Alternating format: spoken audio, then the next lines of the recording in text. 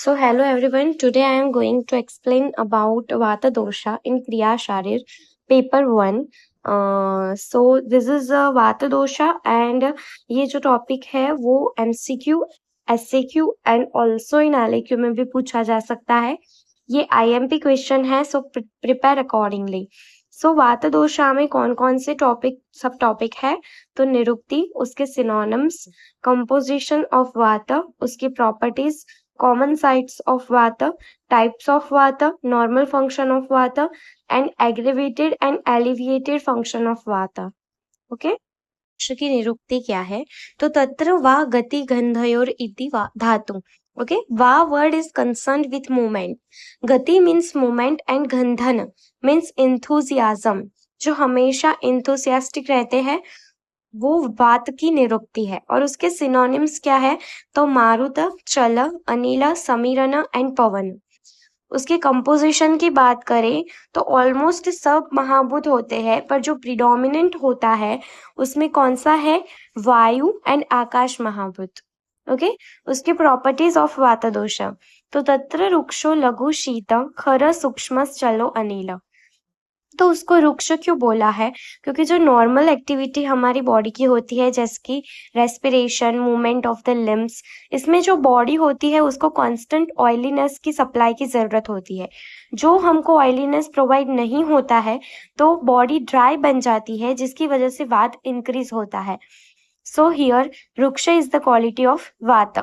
Y laghu तो aggravation of vata means loss of tissue which results in lightness.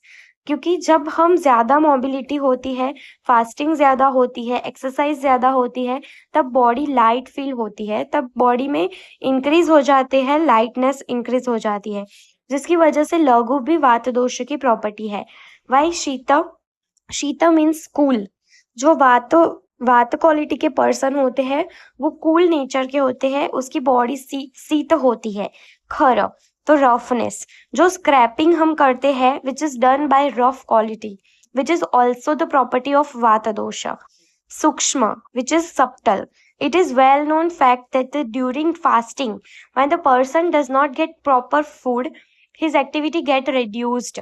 Okay, उसकी activity reduce हो जाती है तो इसकी वजह से वात इंक्रीज हो जाता है. चल मोबिलिटी तो movement is the main function of वात, हेंस चल mobility is the quality of वात दोष. जो वात पर्सनालिटी के पर्सन होते हैं वो उनकी मोबिलिटी ज्यादा होती है. जैसे कि फॉर एग्जाम्पल हम ले तो गॉड की मोबिलिटी ज्यादा होती है तो वो वात का ही एग्जाम्पल हुआ. फिर कॉमन साइट्स ऑफ वात, वात की कॉमन साइट्स कौन कौन सी है तो पक्वाशय कटी शक्ति श्रोतास्ति स्पर्शनेन्द्रियम स्थानम वातस्य तत्रापि पक्वाधानम विशेषता. ये श्लोक है अष्टांग हृदय सूत्र स्थान में, चैप्टर 12 में फर्स्ट श्लोक है. तो पक्वाशय मीन्स लार्ज इंटेस्टाइन. तो जो डाइजेस्टेड फूड होता है वो सेपरेट होता है सार और किट में, किसकी वजह से, वात दोष की वजह से. और जो वेस्ट प्रोडक्ट होता है वो थ्रोन आउट हो जाता है बॉडी में से because of the stimulation of vata. Okay, vata dosha and pakvashaya are intimately related with each other. Pakvashaya means large intestine. Okay, kati means pelvic girdle. This region which is incorporate all the organs which is intestine, rectum and urinary bladder, uterus, ovaries. These organs are related with excretory activities like micturition, defecation, menstruation. ये सब वात की वजह से होता है. शक्ति which is thigh. Okay, walking, running. आगे हमने देखा कि प्रॉपर्टीज ऑफ वात में चल आता है जैसे कि मूवमेंट, वो थाई की वजह से walking, running etcetera are activities of leg. So this movement also function are related with vata dosha. Shrota, sound is perceived by ears. Okay, जिसमें आकाश महाभूत होता है. आकाश महाभूत जो है वो वात दोषों का कंपोजिशन है. वात दोष में कौन कौन से थे, वायु and Akash.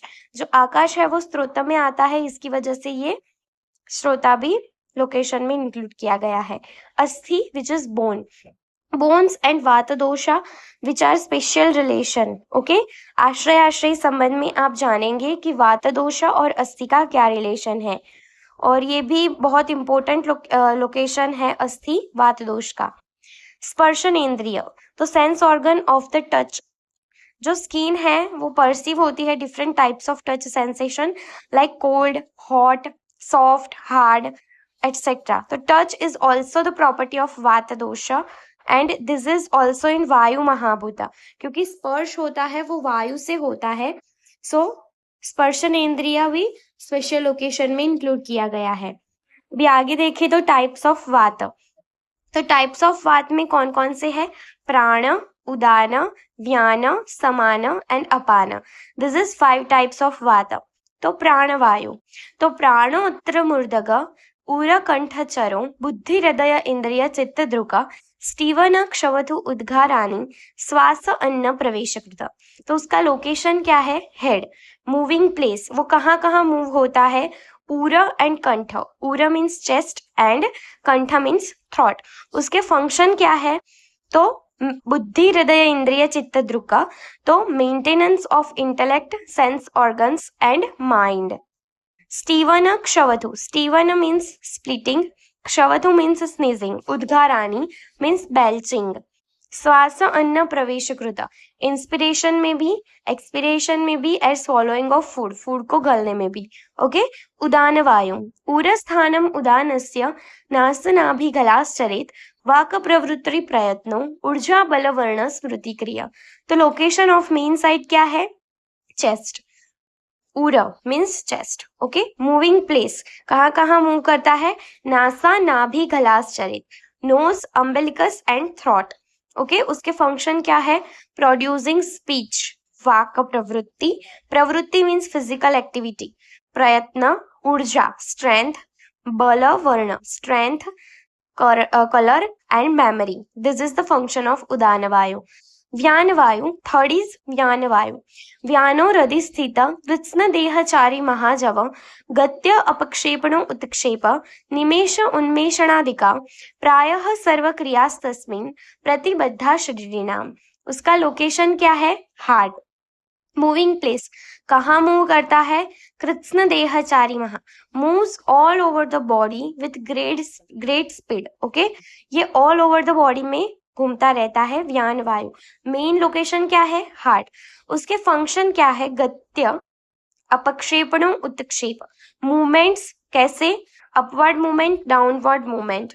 Okay, opening and closing of eyelids, उन्मेष निमेष, मतलब opening and closing of eyelids, and all the function of body related to the movement such as flow of sweat, blood separation of nutrients, waste products, supplying nutrients to all the parts of the body।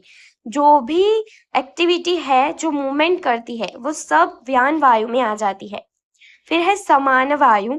समानो अग्नि समीपस्थ, कोष्ठे चरति सर्वदा, अन्नम गृह्णयति पचति, विवेचयति मुज्यति। Location क्या है? कोष्ठे चरति सर्वदा, समीप, अग्नि समीपस्थ, कोष्ठे चरति सर्वदा, seat nearer to the jatharagni, stomach के नियर जो भी है वहां पे समान वायु रहता है। उसकी मूविंग प्लेस क्या है? कोष्ठे चरति सर्वदा, गैस्ट्रोइंटेस्टाइनल ट्रैक में सभी जगह पे वो मूव करता है। उसकी फंक्शन क्या है? Retaining of food, digestion and separation of essence and waste product.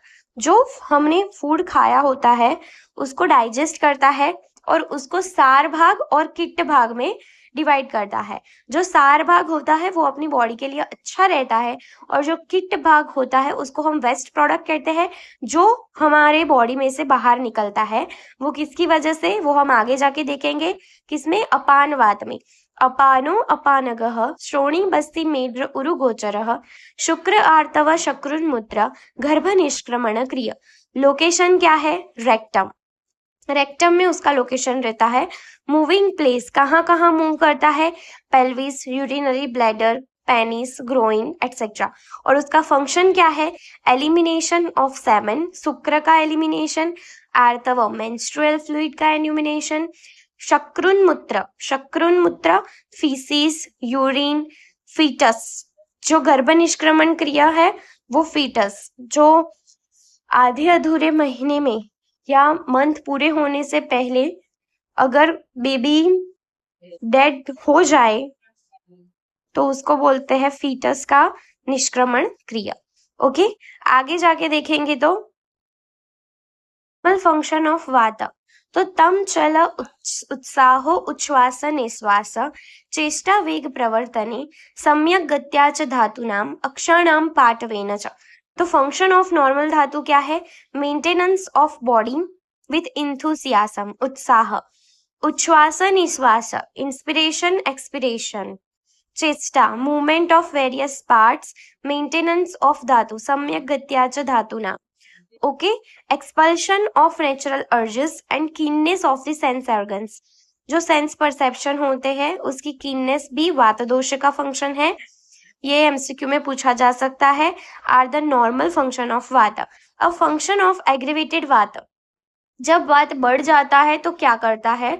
तो वृद्धस्तु कुरुते अनिल कार्श्य कार्ष्ण उष्ण कामत्व कंप अनाह शकृत ग्रहण बल निद्र इंद्रिय भ्रंश प्रलाप भ्रमदिनता।